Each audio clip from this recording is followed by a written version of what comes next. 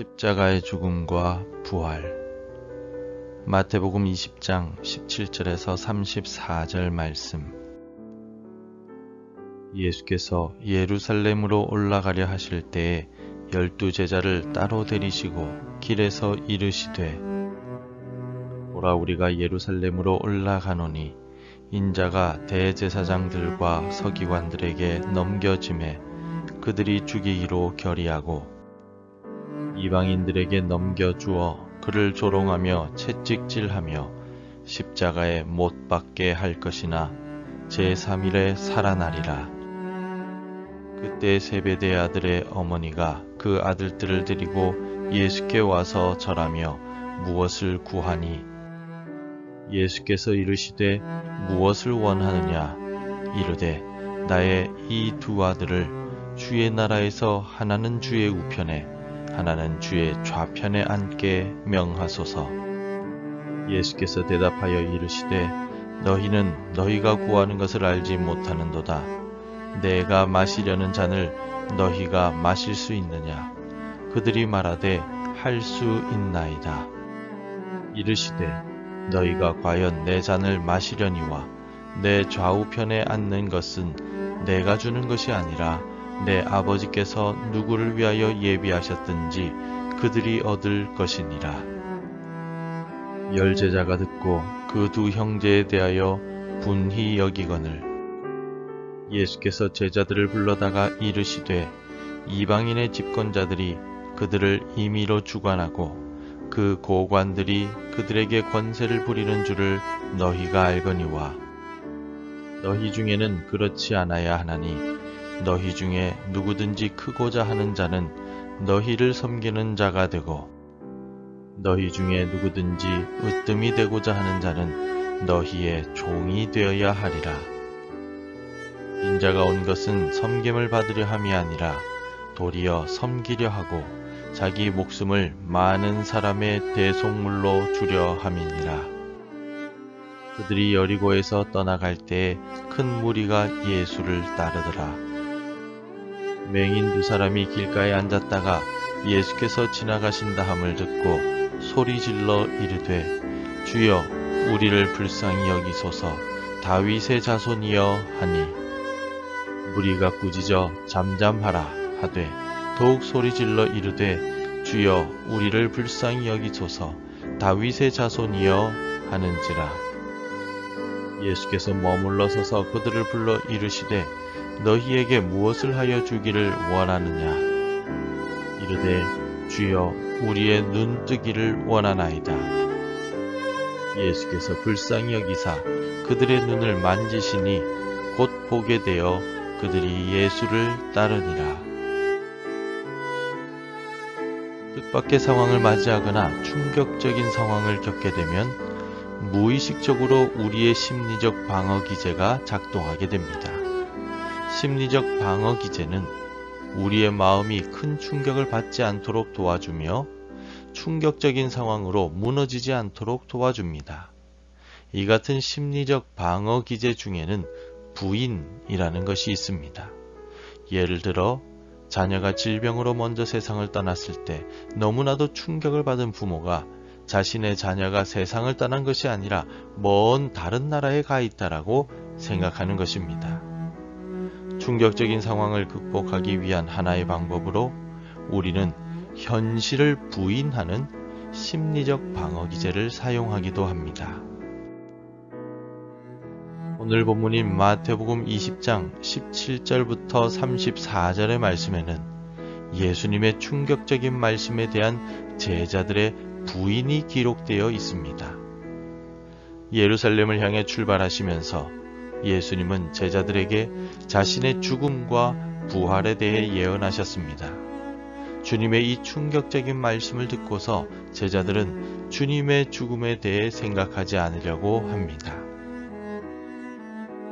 빌립보 가이사랴에서 베드로는 예수님을 향하여 주는 그리스도시며 살아계신 하나님의 아들이십니다 라고 고백한 바가 있습니다.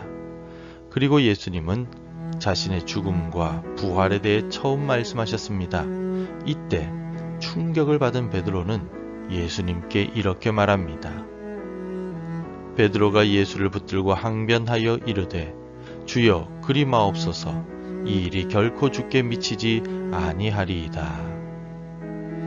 예수님의 죽음과 부활에 대한 베드로의 반응은 그럴 리가 없습니다 라고 말하며 예수님을 붙잡는 부인이었습니다. 베드로의 입장에서는 눈앞에 계신 능력의 예수님의 죽음은 상상할 수가 없는 일이었습니다. 예수님께서 높은 산에서 모습이 변하셨고 산 아래에서 귀신 들린 아들을 고쳐주신 후에 예수님은 두 번째로 십자가의 죽음과 부활을 말씀하셨습니다.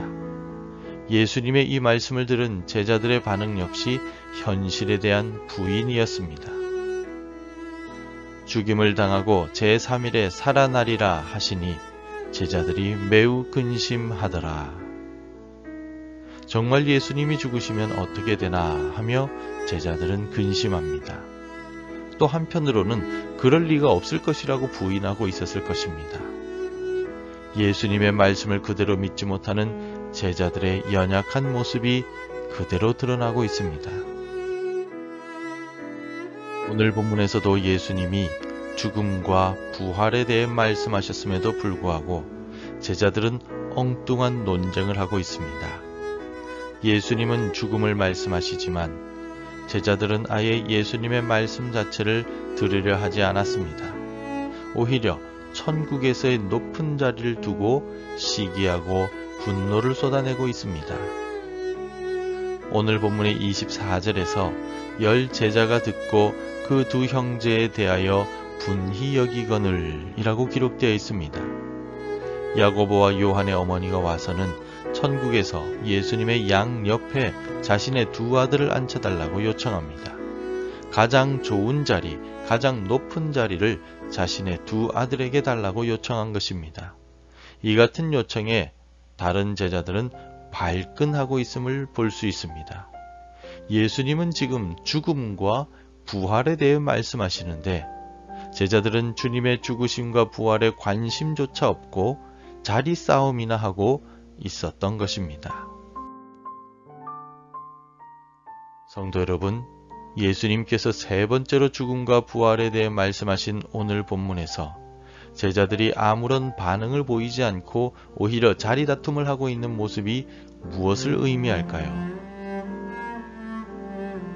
제자들은 예수님의 죽음에 대해 충격을 받고 더 이상 그 사실을 받아들이지 않으려고 했음을 엿볼 수가 있습니다.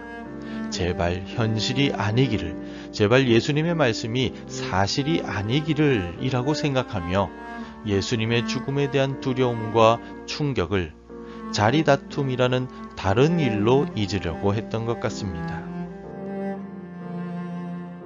하지만 예수님은 묵묵히 자신의 사명을 위하여 예루살렘으로 떠나십니다. 예루살렘에는 고난과 죽음이 기다리고 있지만 예수님은 29절의 말씀처럼 여리고를 떠나 예루살렘을 향하여 출발하십니다. 왜냐하면 예수님의 고통스러운 죽음으로 온 인류에게 구원의 길이 열리게 될 것임을 아셨기 때문입니다. 또한 죽음 이후에 영광의 부활이 있음을도 알고 계셨기 때문입니다. 우리는 죽음을 부인하고 부정하려고 생각할 때가 있습니다. 하지만 한 번 죽는 것은 하나님께서 정하신 것입니다. 그러므로 우리의 죽음 이전까지 예수님처럼 내 사명을 묵묵히 감당할 때 우리 주님처럼 우리도 부활의 영광을 얻게 될 것입니다. 기도하겠습니다. 우리 주님의 죽음으로 우리가 구원을 얻었습니다. 우리도 주님을 따라 믿음 가운데 죽음을 맞이하게 하시고 기도하며 말씀을 보는 가운데 이 땅을 떠나는 은혜를 주옵소서. 죽음을 피하기보다는 죽음의 때까지 우리에게 주어진 사명을 잘 감당하는 성도들이 되게 도와주옵소서. 죽음 이후에 있을 부활의 영광을 소망하며 오늘을 살아가게 하옵소서. 우리 주 예수 그리스도의 이름으로 기도드립니다. 아멘. 계속해서 함께 기도해 주시기 바랍니다. 기쁘게 내 십자가를 짐으로 부활의 영광을 소망하게 하소서. 우리 구역과 교육부를 붙들어 주옵소서. 사순절을 경건하고 정결하게 보내게 하소서. 복음 전해야 할 한 사람이 생각나게 하소서. 오늘도 말씀대로 살아가며 열매 맺는 하루가 되시기를 축복합니다.